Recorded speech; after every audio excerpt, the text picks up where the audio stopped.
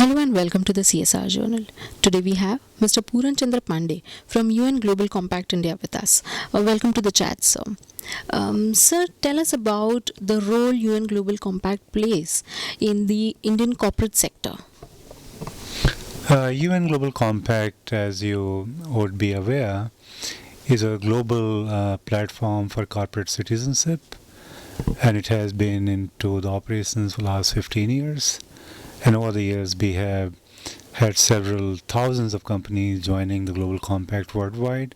In India also, we are as old as the Global Compact in New York City. And the whole purpose and the idea for which UN Global Compact was set was to aggregate the efforts of the businesses, both public and private, and all other stakeholders, including NGO, academia, think tanks, media houses, etc., etc.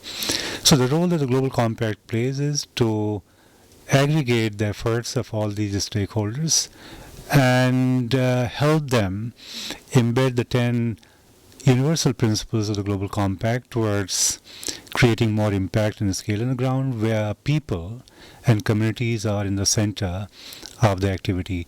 So we are local, we are regional, and we are global. Essentially work with sustainable development goals in terms of promoting them and achieving them. How do you get SDGs related to say poverty or hunger or life below water or on land into business policies and operations? If you were to really place MDG, SDG and 10 universal principles of the Global Compact, you'll find that they're all intertwined. They're all interconnected. They're all interdependent. And therefore, if you were to really put things in order, you'll find there is nothing which is different from each other. It is only different ways of calling one thing in several ways. Compact itself is fully aligned with the SDGs, and therefore we are asking companies now to also report on what they have done through 17-fold goals, and not only get recognition and feel the pride of doing something which they have done, but also give very, very standard framework to themselves to be able to improve on things that they have been doing, not only within the four walls of the companies, but also CSR and related aspects, which changes the life of the people on the ground. And the reporting ultimately happens at the end of the year, where every company has to figure out what the company did, how much was the improvement from where the company left last year, and then compile all these reports and put it in form of a communication on progress. And that communication on progress is then submitted on the website of the UN Global Compact New York, and then it goes to all the member companies wherever they are. So the part of the trick that the UN Global Compact played, and it has paid off, is that making things voluntary and asking people to do it on their own, rather than going out and saying, we will monitor you, we will inspect what you have done. What role do you think CSR can play, or CSR rather has started playing, in achieving these SDGs? Well, like I said, these SDGs to people look like very broad things, 17 goals, 169 indicators, and then you have several other issues which are indexes, and people sometimes try and confuse.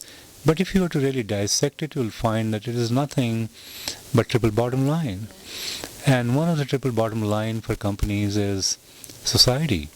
So while the companies are following through environment and doing a lot of stuff, they are also trying to take steps whereby they make more money, which is very fine. But companies also need to do something whereby they improve the lives of the people and ensure that whatever they are doing is ultimately going to be at the center of the activity, where the last mile post, which means the last person in the society, is covered. And it is a proven fact that companies which have been half-hearted in doing their work within the community have been those which have not been able to succeed and grow compared to the counterparts who were very committed to the community that they worked with. So companies fail because they have not been too connected with the society, and those societies always improve where there is a direct connection of positive bonhomie between the companies and the community. So I think that is something which is very, very important, and there is a direct correlation between companies' commitment to society and the company's growth as well. And the inverse also applies. So CSR is one of the ways in which SDGs can be delivered to improve not only the company's health by making more profit, arresting environmental issues such as CO2 and footprints, but also ensuring that the people on the ground are going to be supported in a number of ways.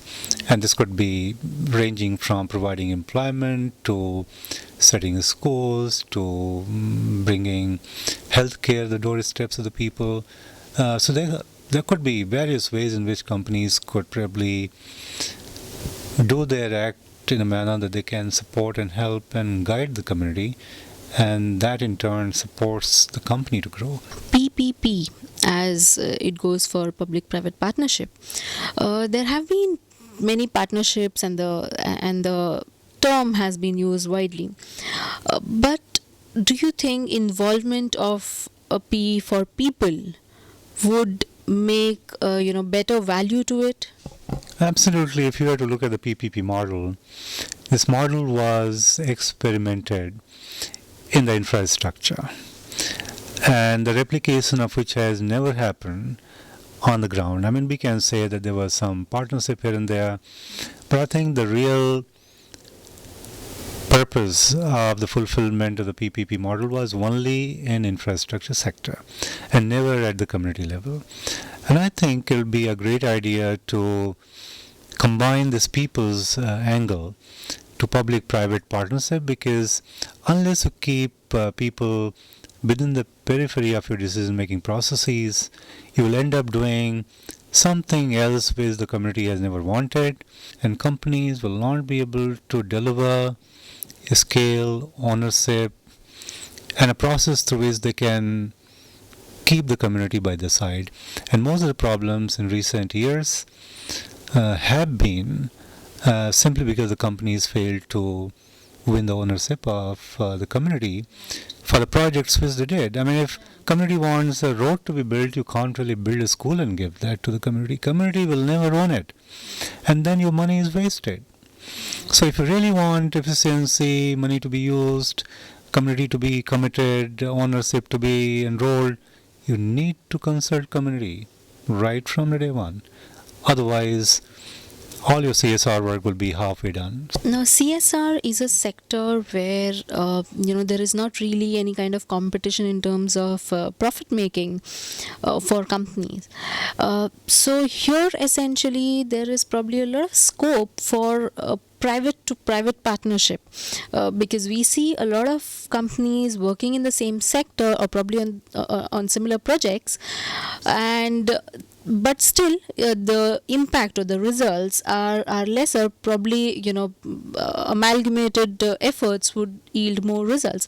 So what kind of benefit do you think private to private partnership would make, and how do you think we could boost this?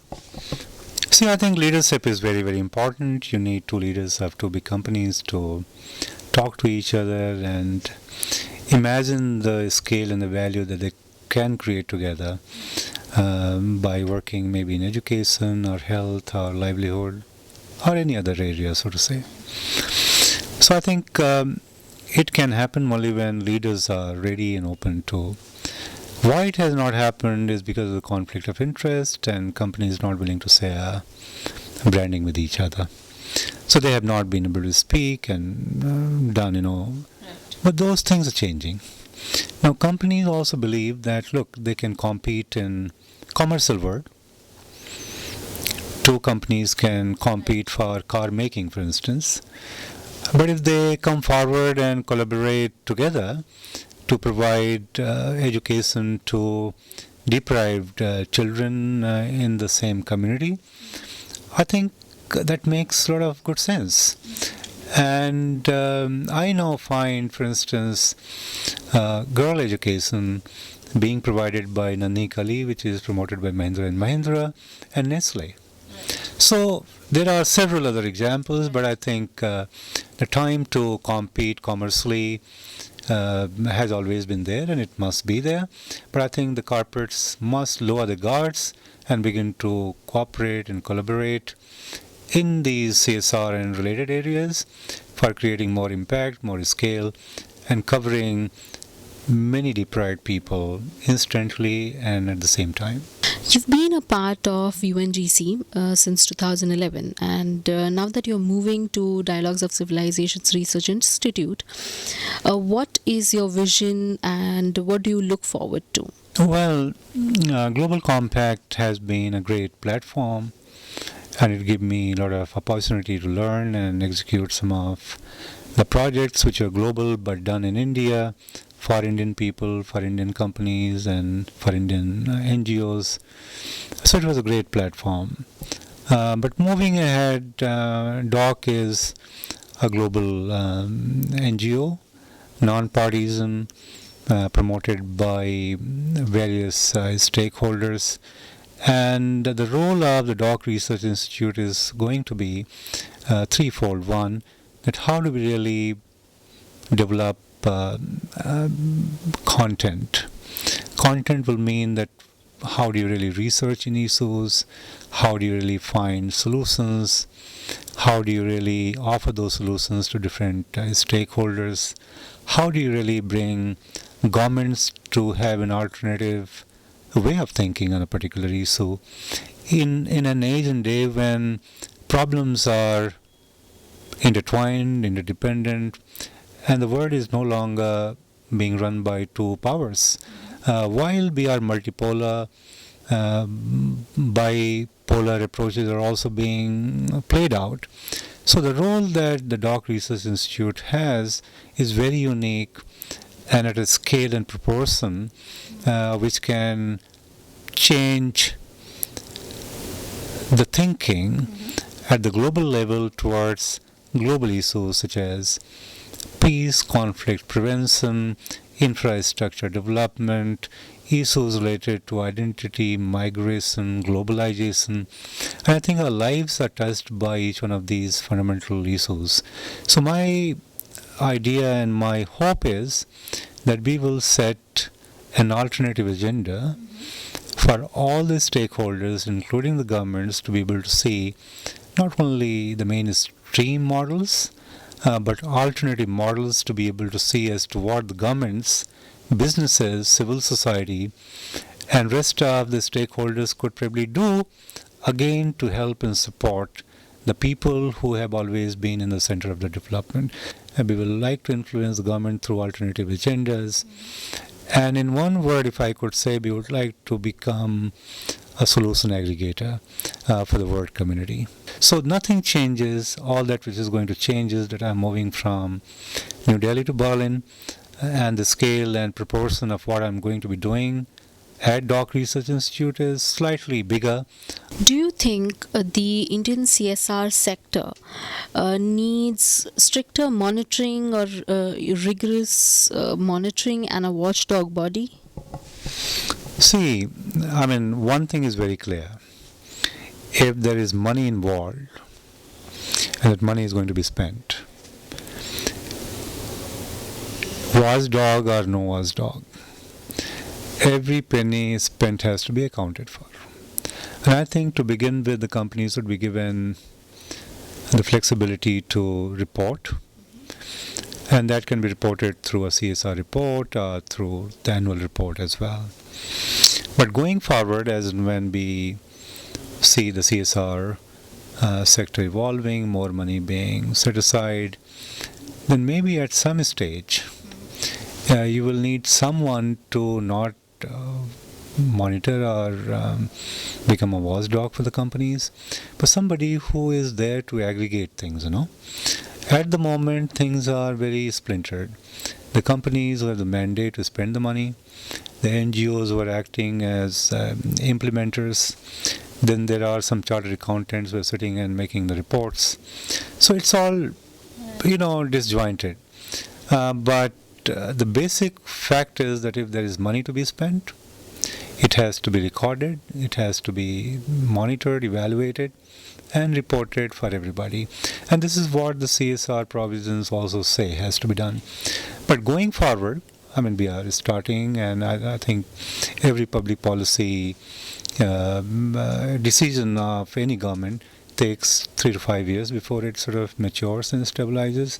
But going forward, maybe there will be need for maybe an autonomous body, not to monitor and evaluate or pinpoint to anybody, but be more enabler, maybe have changes in the laws, changes in the issues, become more imaginative and creating new products, gives support systems to NGOs, for instance, and creates a multi-stakeholder consultative body which promotes and advances partnerships in areas and issues where people on the ground have the potential to be benefited by that one. Yeah. So going forward, that will happen. But as of now, I think companies should be given that flexibility to be able to spend money, report, and make that report available to everybody so that everybody knows how much of money has been spent and what has been the scale and impact. So that's very, very important. But going forward, I think some autonomous body for CSR would be needed, not to again say that to monitor anybody, but to become a solution aggregator, a facilitator. Tell us briefly, what is CSR to you, or what do you look forward from CSR?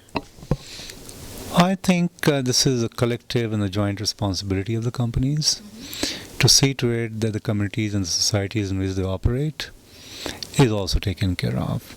So I have never been opposed to companies making more and more profit and more money, because this is what the business is. But they should not really do all of this at the expense of not supporting the people who are very much integrated to their business success and business performance as well.